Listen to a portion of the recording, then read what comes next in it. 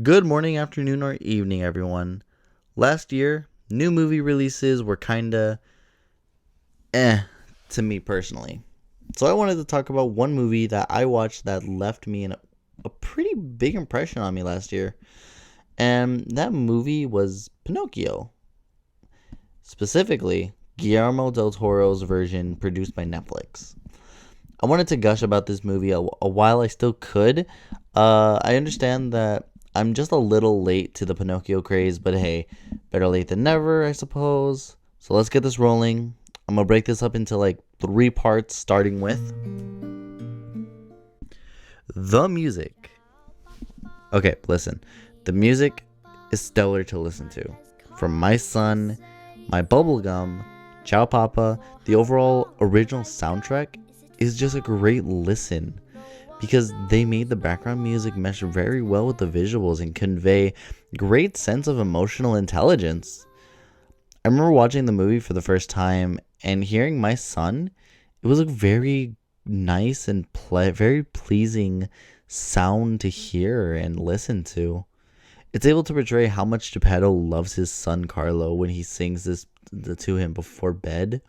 And later in the movie, Pinocchio sings a song very similar, but not quite there with what Geppetto sang to Carlo, but it's close enough.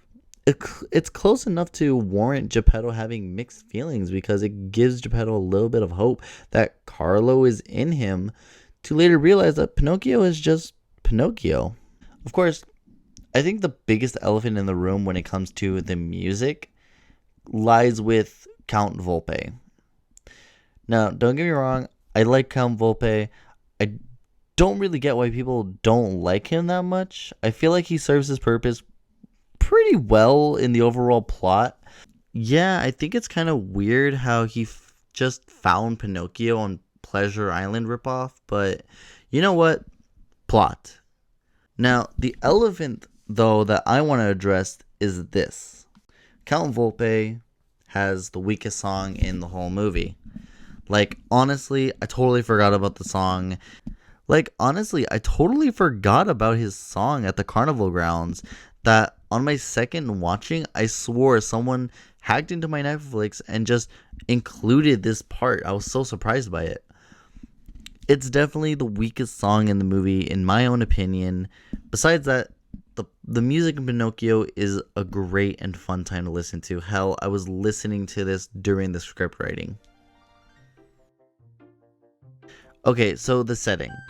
This is something I was never really expecting to see done with Pinocchio, and that is having the main setting take place in Italy during the Second World War. It's a refreshing take on the tale of Pinocchio that is free to the public.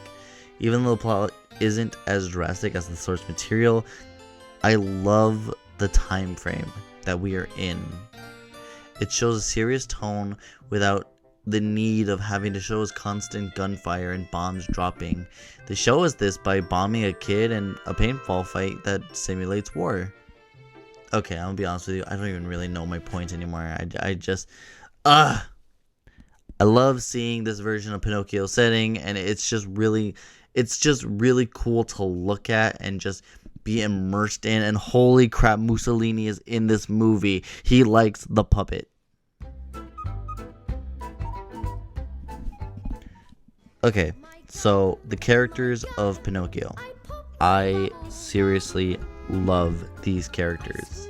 Design-wise, damn near perfect. I like how Geppetto is this man that goes from a model Italian citizen to a withered old alcoholic that predominantly gets more tiresome looking the more he looks for Pinocchio. I like how Jiminy Cricket is an actual cricket rather than this weird looking green thing. And honestly, can we talk about that for a second? Like, it's fine to make him this weird green thing in the original 1940 movie because, well, he's hand drawn. But when it comes to live action, just make him a freaking cricket. Because guess what? He looks freaking weird and kind of creepy and hard to look at. Okay, now Pinocchio. Pinocchio is probably the best version of himself outside of the Disney version. He's the right amount of kiddie friendly, yet also really creepy looking doll that would be expected. He's visibly made of pine wood. He has a lot of imperfections. He's missing a whole ear. He's the embodiment of what if Pinocchio was real. And yeah, he's kind of creepy. But after a little bit, you get adjusted to him and you stop noticing his imperfections. For example, when watching the movie the second time with my girlfriend, she pointed out that he doesn't have an ear. Something I had already noticed at first, but after having gone through the journey with Pinocchio, I just didn't notice it anymore. Even my girlfriend didn't notice when we watched it with her family. And I don't know if that was intentional or if I'm reaching a little bit, but I think that's really cool to have in your movie. Okay, now, Count Volpe is really cool. I like how he has fox-like traits, from the literal fox pelt on him to how his hair is designed to even how he has the longest nose, symbolizing his fox-like appearance and also that he'll turn out to be the biggest liar in the movie. Okay, Spazzatura. I'm going to be honest with you. I don't really have much to say about Spazzatura. He's a monkey with some sweet-ass shorts, and his arc is hella intimate. All these characters are great, but my favorite thing of all is this: the voice actors. Holy crap.